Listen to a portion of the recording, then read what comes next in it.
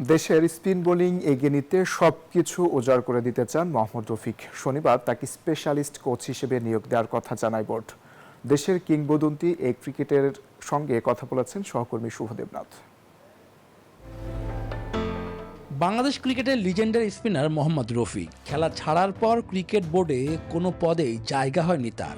বিসিবিও খোঁজ খবর রাখেননি। এতদিন পরে হলো 55 বছর বয়সে এসে প্রথমবারের মতো বিসিবিতে যুক্ত হলেন তিনি। কাজ করছেন টাইগারদের স্পেশালিস্ট কোচ হিসাবে। হতে আমার দেরি হয়েছে, বাট আমি মনে করি আমার জন্য ভালো হয়েছে। আমি এই গ্যাপটা ভিতরে অনেক কিছু শিক্ষা নিয়েছি বা কোচিং এর একটা অভিজ্ঞতা নিয়েছি। তা আমি মনে করি যে এখানে আমি সম্পূর্ণ নতুন যাব বা নতুন কাজ করব। অতীত পরিসংখ্যান ঘাটলে বাংলাদেশ ক্রিকেটে বাহাতি স্পিনারদের স্বর্ণযুগ কেটেছে। এবার এই বিভাগকে আরও এগিয়ে নিতে চান, কাজ করতে চান সর্বোচ্চ উজাড় করেই। চ্যালেঞ্জের জন্য কিন্তু আমাকে নিয়েছে, আর চ্যালেঞ্জটা হবে যে আমি যে ডিপার্টমেন্টের কাজ, তো ওই বাচ্চাদের ডে বাই ডে ইমপ্রুভ হচ্ছে কিনা। এরই মধ্যে cricket operations chairman Nazmul Ahmed ফাহিমের সাথে কথা হয়েছে। নিজের কাজ বুঝে নিতে সোমবারই আসবেন বোর্ডে।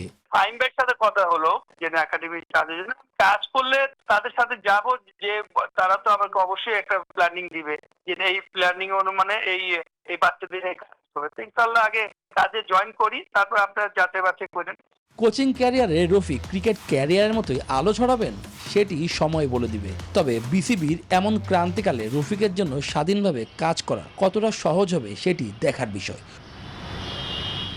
শুভদেবনাথ, নিউজ 24, ঢাকা।